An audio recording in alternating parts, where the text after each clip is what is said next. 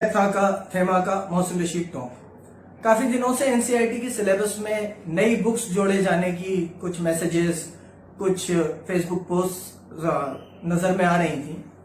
आज मैंने वो बुक्स देखी, ऐसा सिलेबस देखा 6, 7, 8, 9, 10 क्लासेस का, जिसमें नई बुक्स जोड़ी गई है। एनसीईआरटी की तरफ से सिलेबस में नई बुक्स जोड़ी गई हैं, जिनको देख के काफी हैरानी हुई। क्या अब ये सरकार स्कूलों में भी धर्म का प्रचार करना शुरू कर रही है?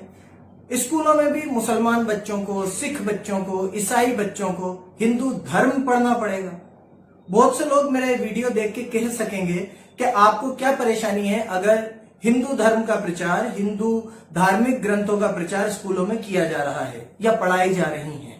तो मैं उनसे कहूंगा कि मुझे कोई आपत्ति नहीं होती अगर रामायण, महाभारत, वेदों के साथ साथ कुरान को भी स्कूलों में पढ़ाया जाता, बाइबल को भी स्कूलों में पढ़ाया जाता, गुरु ग्रंथ साहिब को भी स्कूल में पढ़ाया जाता। मुझे कोई परेशानी नहीं होती। लेकिन अगर आप स्कूलों को मुसलमान, क्रिश्चियन, सिख, बौद्ध बच्चों को ये जबरदस्ती करेंगे उनके साथ कि उन्हें हिंदू धार्मिक ग्रंथ पढ़ना पड़ेंगे, तो इस बात से बिल्कुल मुझे आपत्ति है। मैं वो चीजें आप लोगों के सामने लाना चाहता हूं जो इस बार एनसीईआरटी ने 6, 7, 8, 9, 10 के सिलेबस में ऐड की है। 6th क्लास में पहली ये बुक ऐड की गई है जिसका नाम है बाल राम कथा। इसमें पूरी रामायण को बच्चों को पढ़ाया जा रहा है। इसमें अजीब सी पिक्चर्स हैं, मूर्तियों की पिक्चर्स हैं। पूरी रामायण पढ़ाई जा रही है बाल राम कथा के नाम से 6th क्लास के बच्चों को।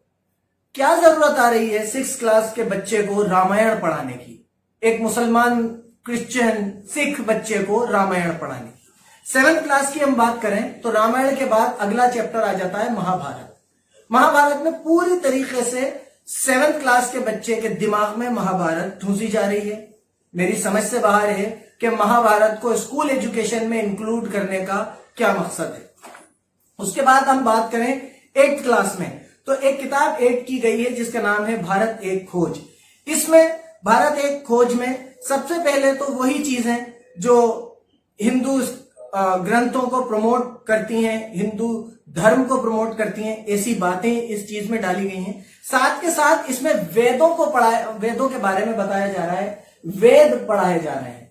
उसी के साथ साथ चैप्टर लिखा गया है जिसका नाम है नई सीमाएं अरब और मंगोल, और इसमें एक टॉपिक है महमूद गजनवी और अफगान। और इसमें बिल्कुल क्लियरली एक बात लिखी गई है कि महमूद गजनवी और मोहम्मद गौरी ने आके हिंदुस्तान पे आक्रमण किए, हिंदुस्तान को लूट डाला, खत्म कर डाला, बर्बाद कर दिया। और उसके साथ एक लाइन लिखी गई, उनके दिलों में मुसलमानों के प्रति गहरी नफरत पैदा हो गई।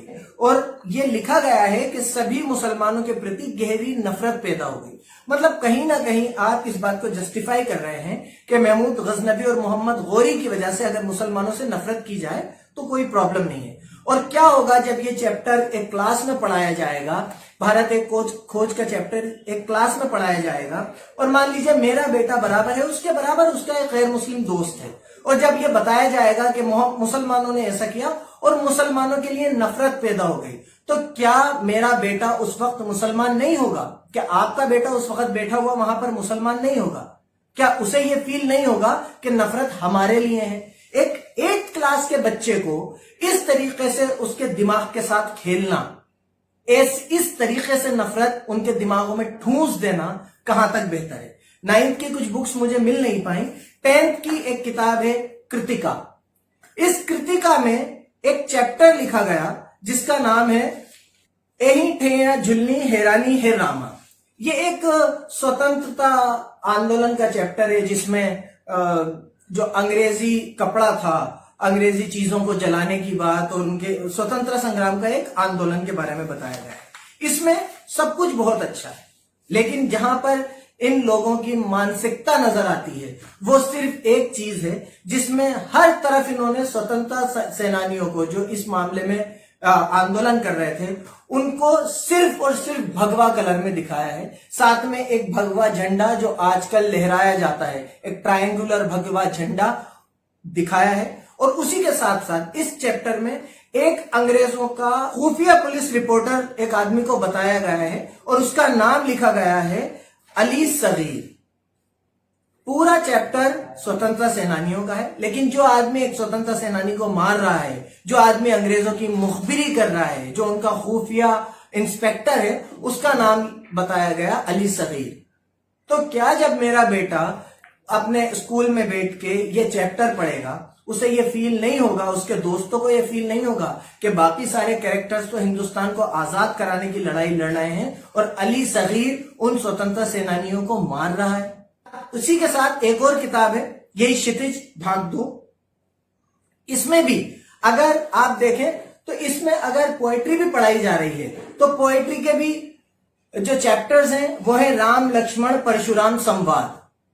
मतलब अब हम इस लेवल पे आ गए हैं कि अगर हमें पोएट्री भी पढ़ना है तो राम लक्ष्मण और परशुराम संवाद ही पढ़ेंगे। अगर हमें अपने बच्चों को स्कूलों में पढ़ाना है तो हमारे लिए मजबूरी है कि हम रामायण, महाभारत और राम लक्ष्मण संवाद और ऐसे कैरेक्टर्स पढ़ाएंगे जो या तो एंटी मुस्लिम है, या अगर उन्होंने नुकसान पहुंचाया है इस इंडिया को कभी कभार, जब ये इंडिया भी नहीं था, जब अफगानिस्तान तक इंडिया हुआ करता था या पाकिस्तान भी इंडिया में हुआ करता था और उस वक्त पाकिस्तान पे कोई हमला हुआ, तो वो अगर किसी मुसलमान ने किया तो हम जस्टिफाई करेंगे अब आप मुसलमानों से नफरत कर सकते हैं। मेरी समझ से बाहर ये बात है कि सारी पॉलिटिकल पार्टीज जब ये एजेंडा एनसीईआरटी के जरिए स्कूलों में थोपा जा रहा है तो सारी पॉलिटिकल पार्टीज क्या कर रही हैं? क्या हमारा देश अब इस कंडीशन पे आ गया है कि अगर मुसलमान, सिख, बौद्ध, जैन और क्रिश्चियंस बच्चों को स्कूलों में पढ़ना है तो उन्हें हिंदू धर्म ग्रंथ पढ़ना पड़ेंगे?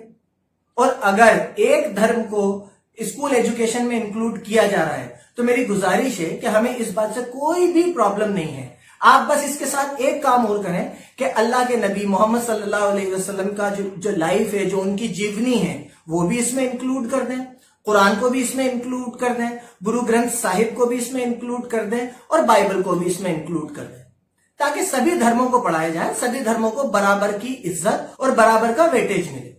तो अगर ये किया जाए तो बहुत बेहतर है, और अगर नहीं तो इन किताबों को एनसीईआरटी के सिलेबस में से हटाया जाए। किसी भी कीमत पे इन किताबों का एनसीईआरटी के सिलेबस में होना बर्दाश्त नहीं किया जाएगा। हम इसके खिलाफ इस मुल्क की सबसे बड़ी अदालत तक इंसाफ की पुकार लगाएंगे, इनको हटाने के लिए पूरी कोशिश करेंगे, नहीं तो फिर हमारी भी किताबों को स्कूल एजुकेशन में शामिल किया जाए, हमारे भी धर्म ग्रंथों को स्कूल एजुकेशन में शामिल किया जाए। मेरी आप सबसे गुजारिश है कि इस हमले के आगे, इस साइकोलॉजिकल हमले के आगे खामोश नहीं बैठे। ये आपकी टीचिंग्स पे हमला है, ये आपके बच्चों के दिमाग पे हमला है, ये आपके मजहब पे हमला है, ये आपके कल्चर पे हमला है, ये इंडिया पे हमला है। इंडिया सभी धर्मों का देश है, ये किसी एक धर्म का देश नहीं है। इसलिए इंडिया की आत्मा को बचाने के लिए उठिए, कोशिश कीजिए कि ये किताबें या तो हटाई जाएं या फिर सभी धर्मों की किताबें एनसीईआरटी के सिलेबस में इंक्लूड की जाएं। मेरी गुजारिश है कि जो लोग भी लीगली इस मामले में मेरी हेल्प कर सकते हैं, हमें हो सकता है हाई कोर्ट तक लड़ना पड़े, सुप्रीम कोर्ट तक लड़ना पड़े, हमें इन चीजों को चैलेंज करना पड़े, वो मेहरबानी करके मुझसे कांटेक्ट करें या मुझे रास्ता दिखाएं, मुझे गाइड करें। बहुत बहुत शुक्रिया। मैं था का थेमा का मोहसिन रशीद टॉक।